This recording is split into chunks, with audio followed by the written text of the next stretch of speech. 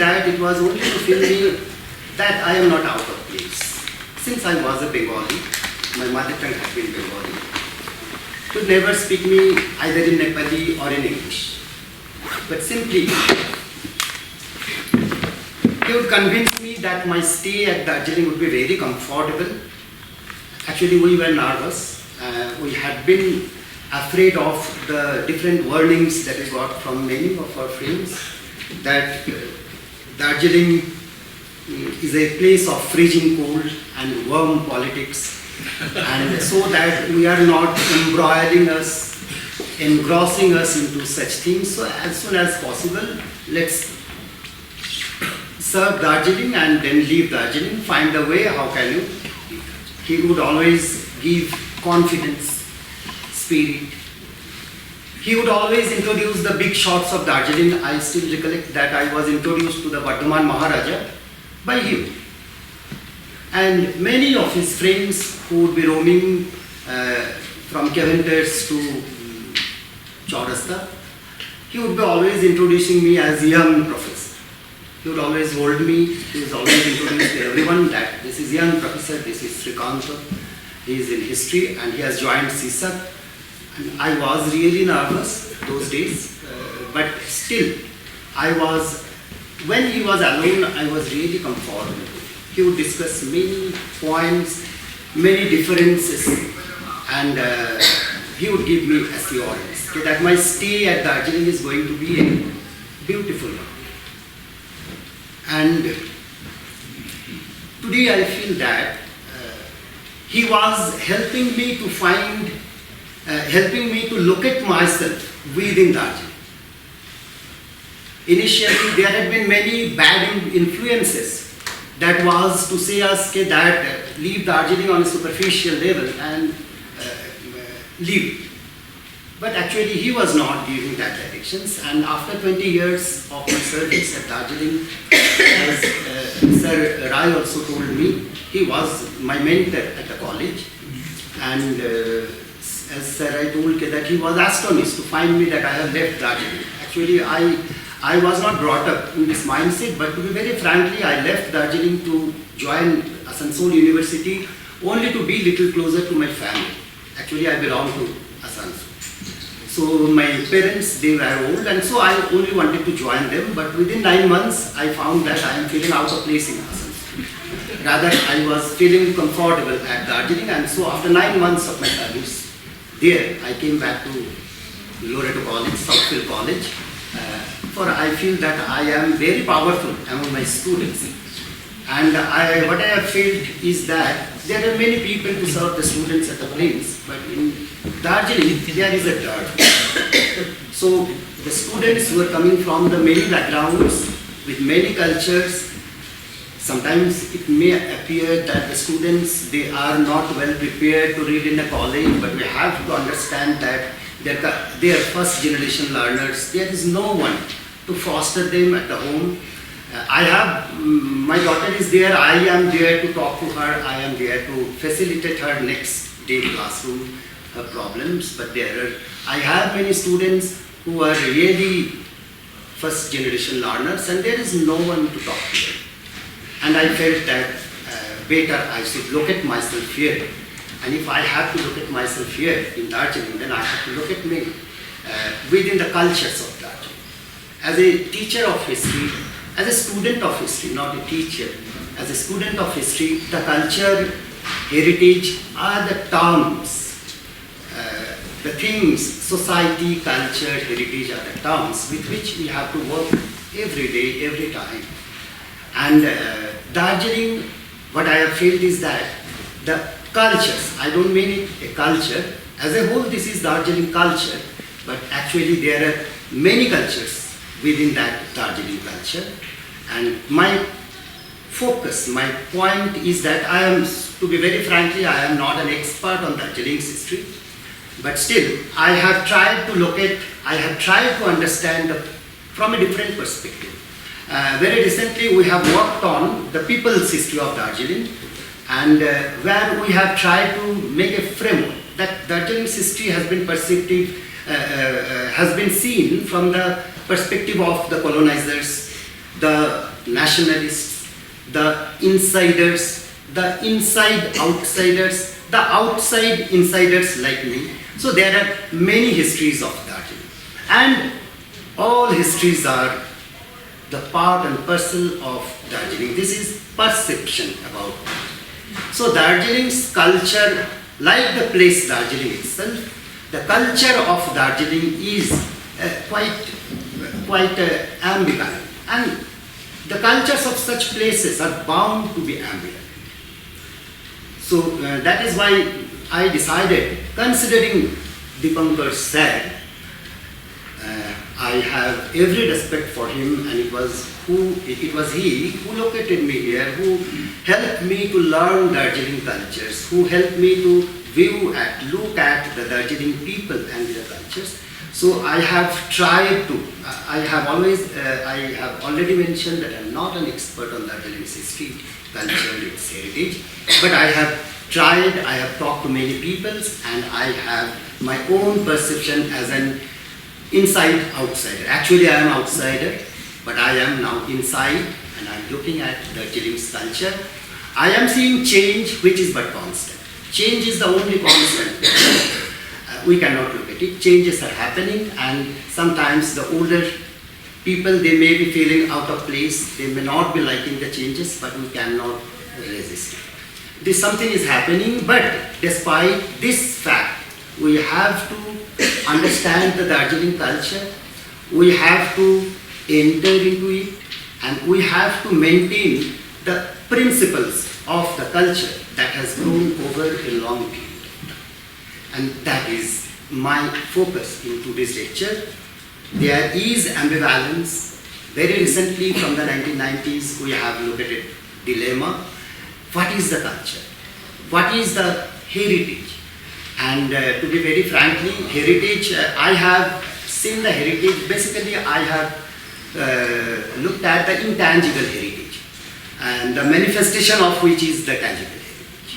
When intangible, our perceptions, our thoughts, which are manifest, taking a manifestation, whether this be a book, whether this be a poetry, whether this be music, actually, idea precedes action. There is one idea behind that. So this intangible heritage, which we cannot touch, we can only perceive. I have mostly focused on this perceived heritage. So now I enter into the basic arguments that I have tried to look at. Society is what emerges from a network of interactions between people that follow certain agreed upon and perceptible patterns. Every society has its cultures. The definition of culture has been changed over centuries. However, culture may be understood as the patterns of how people live and express themselves, and how they value objects and thoughts. The components of culture are varied, and each has a context and meaning relating them to the past and to their significance as a contemporary presence. Sociologists like Gellner have seen that the culture of elite groups who represent what is called high culture becomes the ideal. Naturally, it receives larger patronage and symbolizes the patterns of life of dominant groups. As the composition and nature of the dominant groups changes over time, so changes the culture. This does not necessarily mean that there is no place for what is called low culture, or what is sometimes called the popular culture. The objects that identify culture and the ideas and practices that shape the culture being implied constitute heritage. Heritage is not static as it was assumed, bequeathed by ancestors, being neatly packaged to one generation who pass it on to the other unchanged. Each generation changes the contents either marginally or substantially.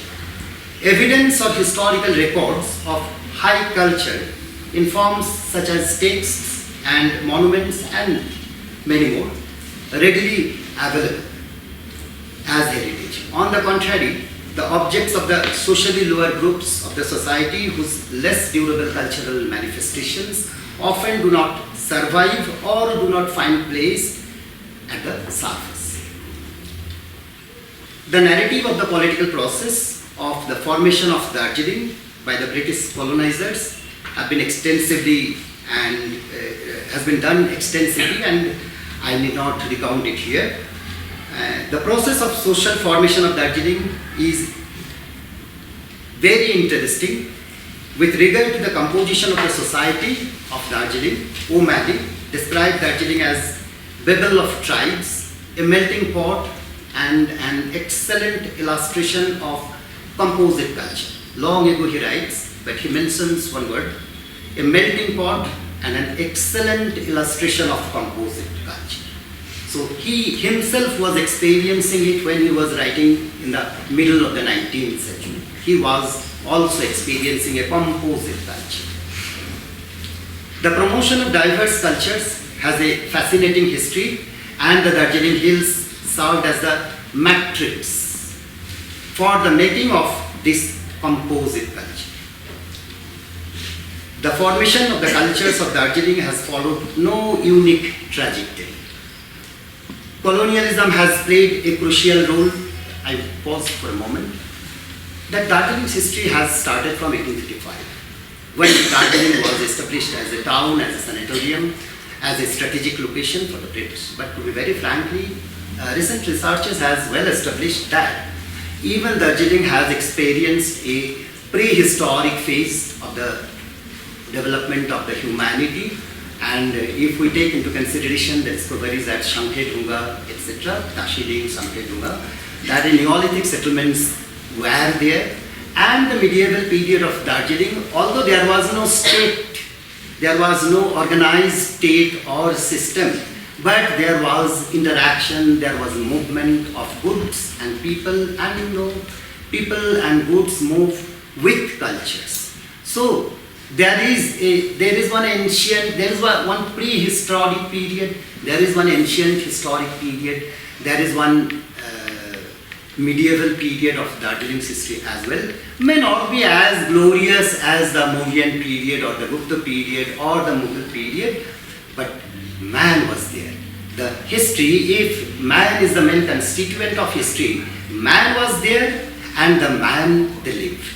They had their own experiences, and so Darjeeling's history is usually beginning with 1855, but we wanted to break away this format, and we wanted to take back the culture and history of Darjeeling before back. As I told you that it took no unique trajectory. For actually the trajectory, the format that we try to find begins with 1835, the entrance of the British, the treaties, the transfer of Darjeeling to the British by the Maharaja of Sikkim, and even before that, the conflicts between Nepal and Sikkim, the Bhutan, and the British, they are making this history. And the history that is taught to us, that begins with the colonial persons. And so, that is why there is a misinterpretation, there is a misconception about Darjeeling's history. So Darjeeling's culture, what is Darjeeling culture? The town culture, yes, we have to admit that it had its beginning with the establishment of the Darjeeling town.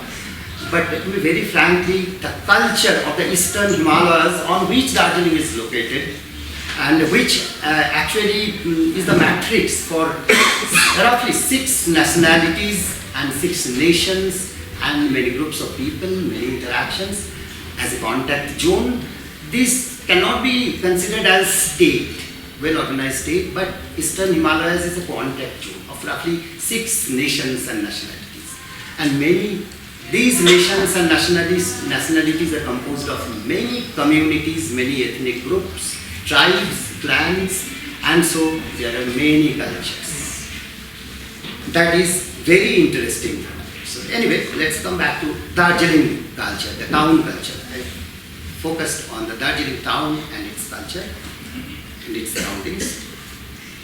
The British took over Darjeeling in 1835 and set in motion the process of modernization and urbanization.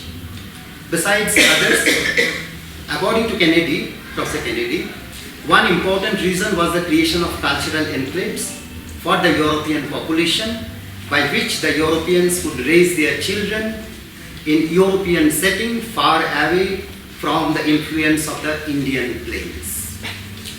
The process had its severe impact, leading towards contacts and adjustments and, very importantly, loss of culture.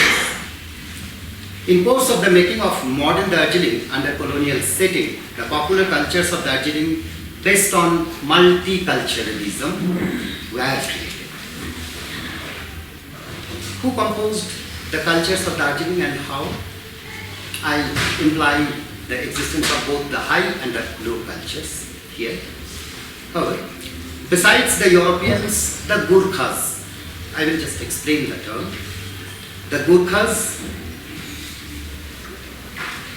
the Marwari community from Bhojpur, the Bengali community and the Muslim population migrating from different areas, the Biharis, the Valmiki community along with small number of Chinese who vanished after Indo-China War of the 1960s, and Parsi, some amount of Parsi they used to see near Devon. And by the term Gurkha, I am just, the Gurkha was a term that was employed by the colonial masters to a group of people who were not people in that sense of the term. But anyway, presently we understand Gurkha is the umbrella term. We can consider it as an umbrella term that the ethnic communities of Darjeeling Hills like Lepcha, Limbu, Tamang, Sherpa, Bhutia, Tukpa, Rai, Gurung, Mangar, Newar, Thami, Kami, Damai, Sarki, Sonwar, Yakha, Dhimal, Yolmo, Vujil. And this has been chosen for themselves. They themselves have chosen this term in order to form a multitude on the basis of what these singularities share in common. They are singulars, but they share something common. And so they themselves have chosen this term that we should be included. But actually, we can understand that the Lepchas, the Limbus are different people. Anyway, the people coming from Nepal became a majority within a short period. Professor Kumar Pradhan is of the opinion that the integration among the various ethnic tribes coming from Nepal happened outside Nepal. In Darjeeling, the language has played an important role to integrate these various groups of people, as they had to coexist in connection with work in the tea gardens in the same locality, unlike Nepal, where they had villages for a particular tribe. The arrival of people from across the Himalayas, as well as other parts of the world, carried their languages, customs, traditions and religions. According to Middleton and Schneiderman, over the generations, as members of different ethnic groups mixed and intermarried, many of these discrete linguistic and religious practices of their ancestors gave way to new hybrid cultural forms. And according to Professor Sharma, this dynamism of cultural loss, they had to lose components of their cultures in connection with the interactions, in connection with intermarriages. So there was hybrid culture where there was a loss of cultures of each and every community. They had to lose portions of their culture.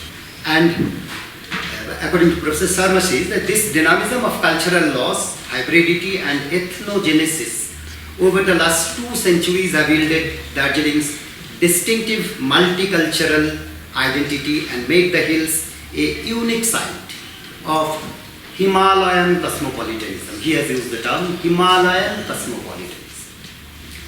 The integration of the different communities has not been seamless. Issues of ethnic identity, language and cultural preservation have led to periodic tensions and a sense of marginalization among certain groups.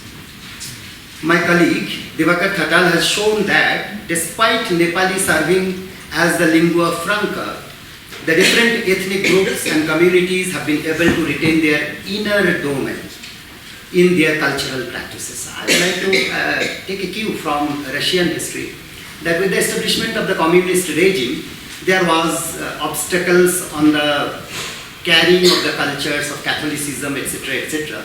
But when there was decline of that United States of Soviet Russia, it was found that people knew, they practiced the different Catholic cultural practice, whatever is there, they all know it.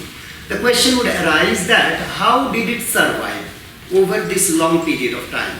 Say 1918 to 1980s, if you look into the matter. So it was a long 70 years and the people at home, they were not expected to practice these religious cult practices.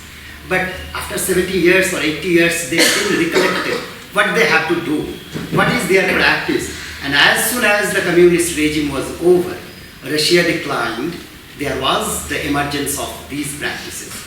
That would imply one thing, that they were practicing these things into their inner domain. And I'm just taking for a comparison that similar things may have happened in Darjeeling and we can think about it. That they have acculturated, they have mixed, they have intermarried, but at the same time, when they are recollecting their past, I'll come to that point later on, when they are recollecting their past, they can do that. If they can do that, they have maintained their inner domain. The extant communities celebrate and adhere to specific cultural customs and practices. The intermingling of many cultures during these celebrations has been greatly strengthened by the inclusivity of Darjeeling. Thus, the cosmopolitan culture of Darjeeling has been created. The cosmopolitanism is well evident in traditions and customs, foods and festivals, music, dance, drama, folklore, and arts, and so on. Festivals such as Dasai, Losar, and Diwali are celebrated with equal fervor, reflecting the harmonious blending of different traditions. I'm not substancing, there can be many facts that can be produced about it. I think you all are well acquainted with these things. I'm just trying to integrate what actually has happened. However, in the process of making the cosmopolitan cultural heritage of Darjeeling, there had been multiple levels and layers of erasers. As I told you, that when the two communities, when the two cultures, they are mixing, so there had been erasing. Many points, many components has been erased. And there have been many levels. At many levels, this has been erased. And now they have entered into the intermarriage between two different communities, say with two different religious houses, the Buddhists and the Christians, but they have well coexisted together, and there had been erasing of the many points. This I have seen, I have references, I can refer to a particular family. They are married to different religious groups, but everybody is practicing their own religion, and there is no compulsion. So this is a very good expression of cosmopolitanism, of acceptance, of exclusive understanding of the culture. Wow. The heritage here, like the place itself, was grown cosmopolitan. It was made cosmopolitan. It had compulsion to become cosmopolitan. The growth of this cosmopolitan heritage is not only about acceptance and inclusion, but about displacement and exclusion as well. It's not only that one community has accepted the other, one community has adjusted with the other. No, there have been exclusions as well. This has also happened. But still they have coexisted. As I have already mentioned, that the process had its severe impact, leading towards contacts and adjustments, and I point to the loss of cultures.